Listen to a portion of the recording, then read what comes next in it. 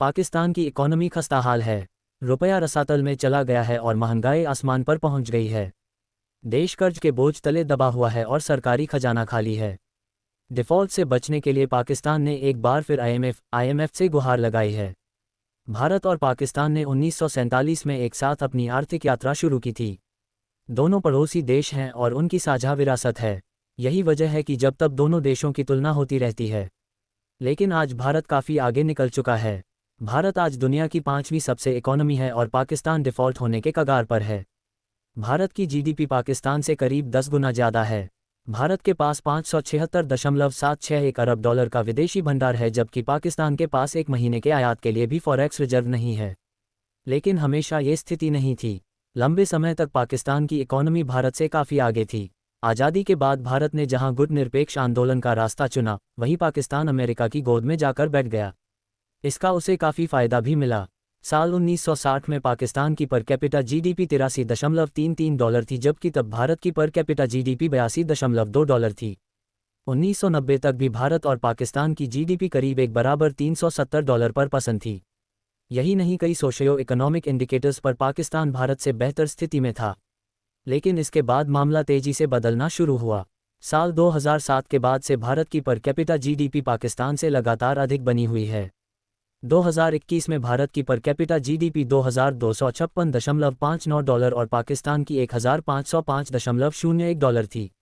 1960 पाकिस्तान के विदेशी मुद्रा भंडार 0.32 अरब डॉलर था, जबकि भारत का फॉरेक्स रिजर्व 0.67 अरब डॉलर था। यानी तब भारत का विदेशी मुद्रा भंडार पाकिस्तान से करीब 2 गुना ज़्यादा था। लेकिन अब भारत के विदेशी मुद्रा भंडार पाकिस्तान से करीब 200 गुना ज़्यादा है। पाकिस्तान के पास करीब 3 अरब डॉलर का विदेशी मुद्रा भंडार है, जो एक महीने के आयात के लिए भी काफ़ी नहीं है। पाकिस्तान का फॉरेक्स रिजर्व 3.1 अरब डॉलर रह गया है, जो 10 साल में सबसे कम है। दूसरी ओर भारत का फॉरेक्स रिजर्व 576.761 अरब डॉलर पहुंच चुका है। पाकिस्तान में एक डॉलर की कीमत 272 रुपये से अधिक पहुंच चुकी है।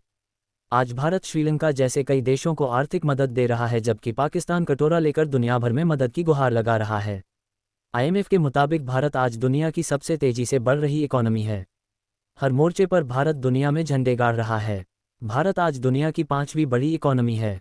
साल 2010 में भारत 9वें स्थान पर था और केवल 9 साल में वह 5वें स्थान पर पहुंच चुका है। भारत की जीडीपी पाकिस्तान से करीब 10 गुना बढ़ी है।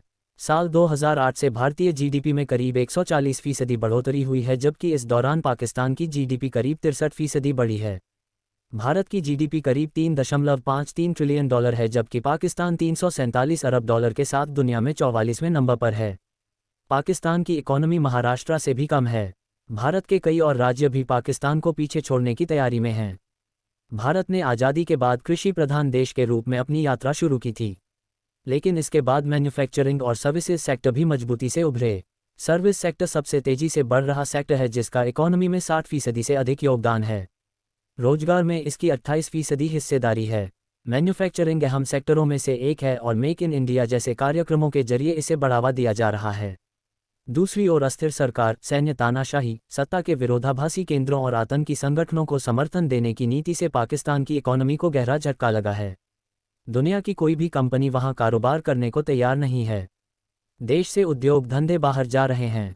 अब पाकिस्तान के नेता भी भारत के सिस्टम का लोहा मानने लगे हैं।